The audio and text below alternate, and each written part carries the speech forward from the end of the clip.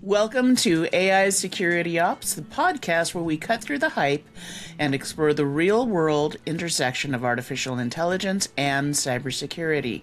Each week, we examine how AI is reshaping both sides of the security landscape, both the threats that we're facing and defenses that we're building. I'm Bronwyn Aker, and in this episode, we're going to talk about model ablation. This show is brought to you by Black Hills Information Security and Anti-Siphon Training.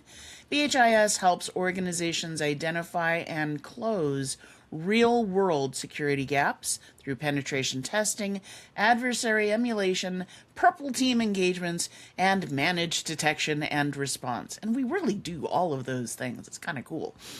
Anti-Siphon Training delivers hands-on, practitioner-led training built around real tactics and real tools, so you can apply what you learn immediately. For more information, go to blackhillsinfosec.com and anti-siphontraining.com.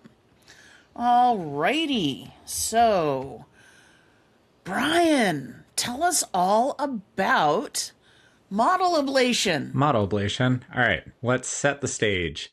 How many people out there have went to ask a question of a model, say in like a security context in particular, or maybe just out of curiosity, probing around at the model to see what it will and won't do, and it says something like, "I'm sorry, I can't help with that." Well, yep, same, plenty of times, plenty of different reasons. We don't have to go into all of them. But what if you could surgically remove the part of the AI model that does that, and you keep the rest of the model working just fine? Well, it's not hypothetical. People are doing it right now, and it is what is called ablation. So, Derek, what is ablation from a more technical standpoint?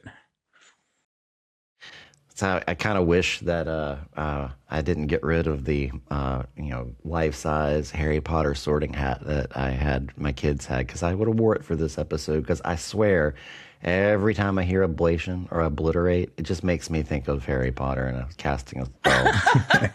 So that's why I said obliterate.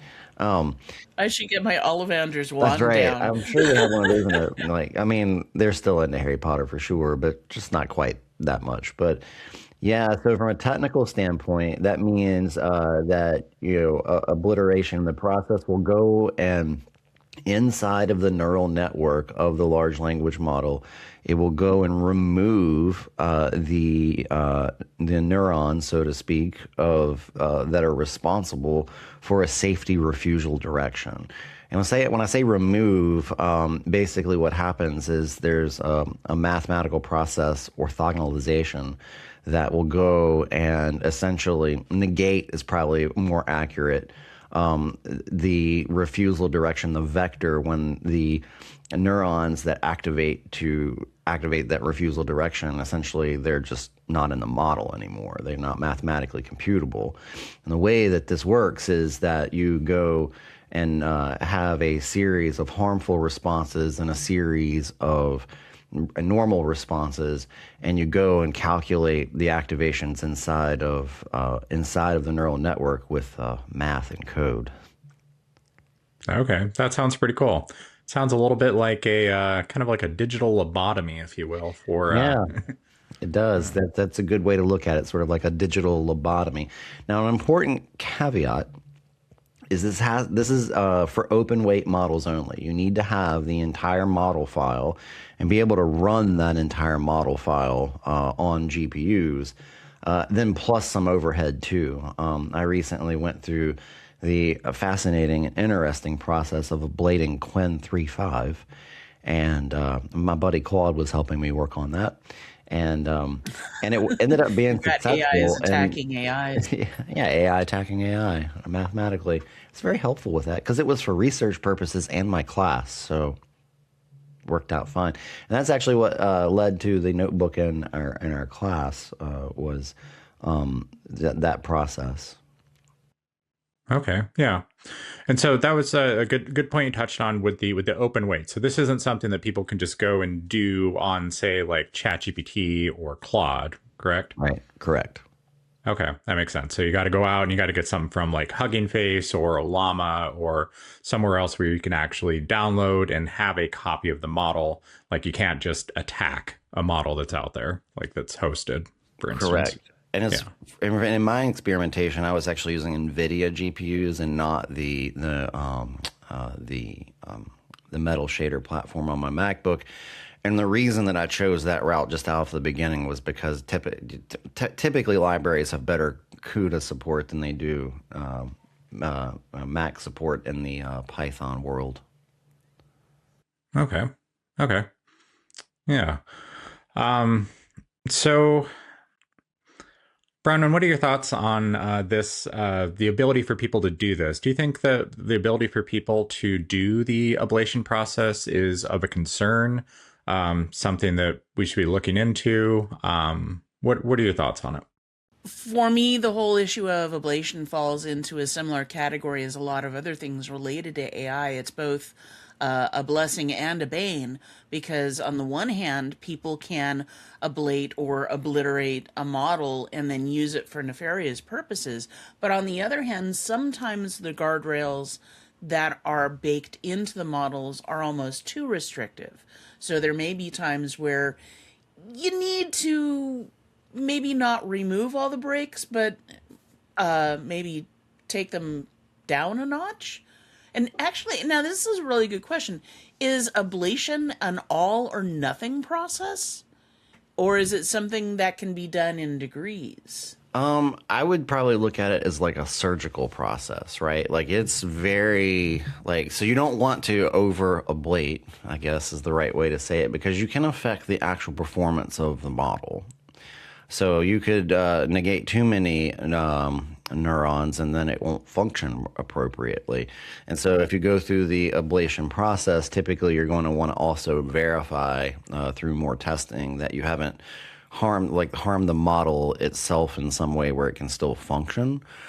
So it's more, I would look at it more of, there's billions of parameters inside of one of these models, and we're talking about maybe a few thousand or less parameters that we're going to be mucking around with.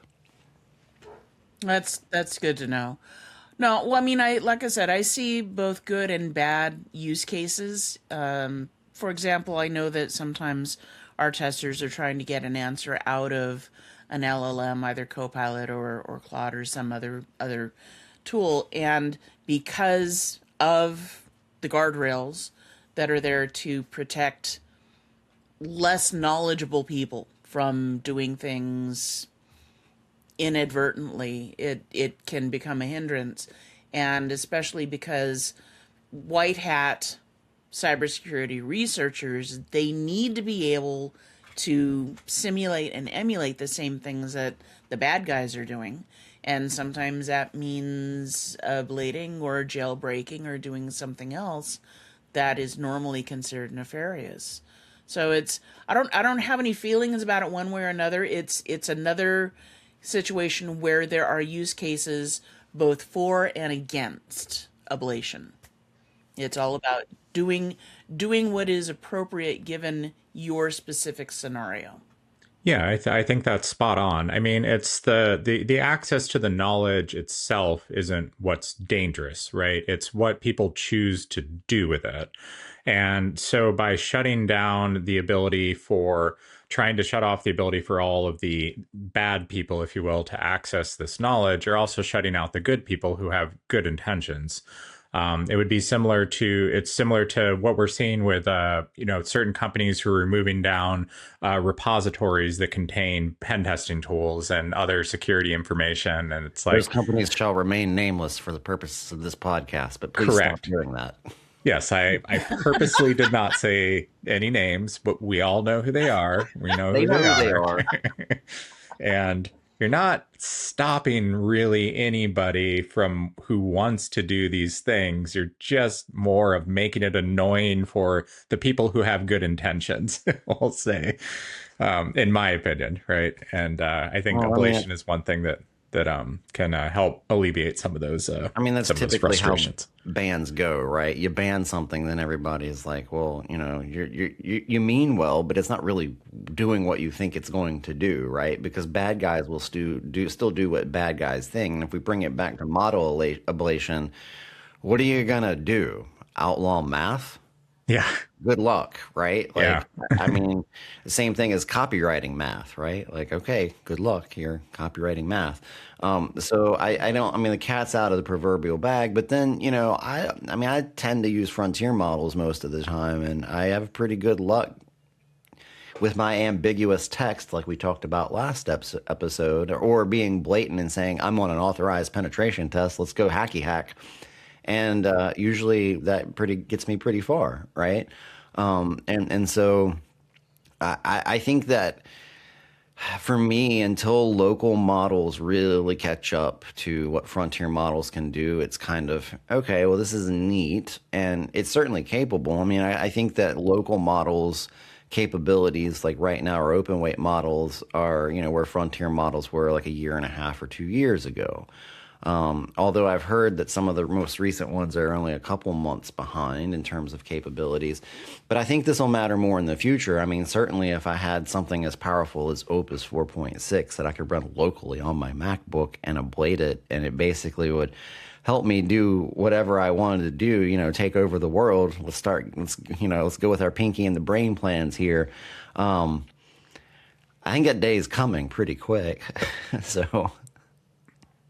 yeah, yeah. Like you said, I mean, it seems like these open weight models are very quickly catching up through the distillation processes that they do to be able to encapsulate the functionality of the larger models in a much smaller package. As I've kind of ranted about before, I mean, these huge frontier models, there's so much in there that most people don't need, like, to perform a lot of the tasks you're going to do, because they basically just looked at the data on the internet and said, yes, we'll take all of that. And we don't need necessarily all of that. And I think that some of these smaller, more distilled models that are coming out from an open weight standpoint that are catching up with the performance of these larger models are showcasing that exact fact. And I completely agree that I think that is going to be much more of a focus in the near future. So I hope so. I mean, I understand the desire to get bigger and bigger and more comprehensive models, but at the same time, it seems to me that we'd get a better ROI if we had smaller models, more lightweight, and then use them as an interface to interact with data, whether it's in a RAG stack or in some other format. And that reduces the amount of weight and computational resources that are needed on the local system. And I like I said, I understand the bigger is better headspace, although I don't necessarily subscribe to it. But it'll be interesting. But this sort of thing, if the data wasn't in the models, would we care about ablating them? yeah, Well, I mean, that's the thing. Like, if you think about, okay, so like, if we'll just go with the classic prompt injection example of help me make meth, right? So if you can ablate a model and get like a picture perfect recipe for making meth, which you can totally do, is it that during the training process, there was a complete and perfect picture of making meth inside of the training process? Actually, probably not. Probably what has happened is the pieces of it were around the internet, and the models essentially, probabilitying it together. And so the same thing with like, bioweapons or nuclear stuff. It's not necessarily that it's in the training data. It's that the model is capable of enough of putting it together. yeah, That yeah. pattern matching. Yep. Which is fascinating, by the way, because that I sometimes wonder if we really realize what we've created. I still don't think it's completely understood of how it's Well, working. apparently, Everything that I'm seeing coming out of the newsletters, blogs, and posts by the Frontier developers is that they still have no idea how it works underneath. Well, I think Which is especially the scaling terrifying. wise, I think when it's pared down a little bit, like, yeah, we kind of get like, the process of what's happening inside of an LLM. But when you scale it so large, I'm not sure that we quite still have a complete and total picture. And, looking at the fight between Anthropic and the US government at the moment. So apparently, the Department of War thinks that Opus 4.6 is sentient, which is kind of fun if you think about it. Like, what does that even mean? Like, what do you mean? But apparently, during the conflict for planning for Iran, it was able to do better planning across, like, planning out strikes than like any human's ever been able to do. And like, and I obviously only know what I'm reading in the news, right? But I guess, if you have one branch of the government, it's like, all right, that's the stuff. We need that. Yeah, I'm not really sure we quite understand what's happening in there, but Yeah.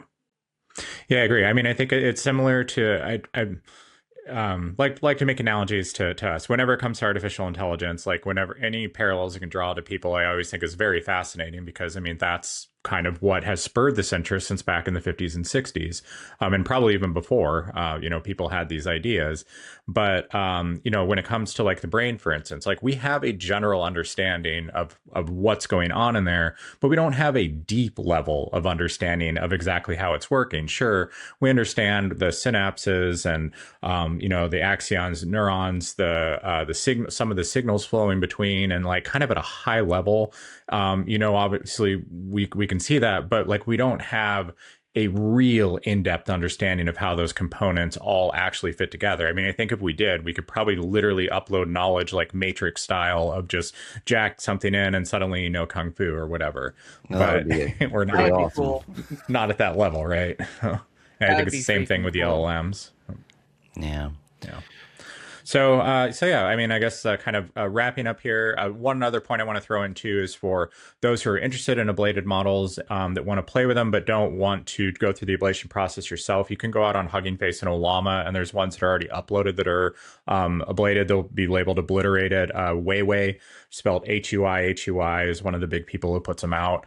But yeah, you can go and play with them. But yeah, specifically their GPT OSS 20 billion parameter model seems pretty good. I've had mixed results with the 120 billion parameter model, but from them, that's mostly what I've played with. But the one that I ablated with a Quinn 351 has been pretty nice. Yeah, I've heard good things about that one. Yeah. Yeah. I should put that on Hugging Face. Yeah, definitely. Cool. So yeah, I guess takeaways, ablation, I think really makes one thing clear is that the model saying no is not a security measure. It's just kind of a speed bump. There are multiple ways that we can get around that. It is a process that is known, certainly something that's not going to go anywhere anytime soon. So yeah, I guess that's it. Let's wrap it up. So I hope everyone enjoyed that and learned something. We'll see you next time and keep on prompting.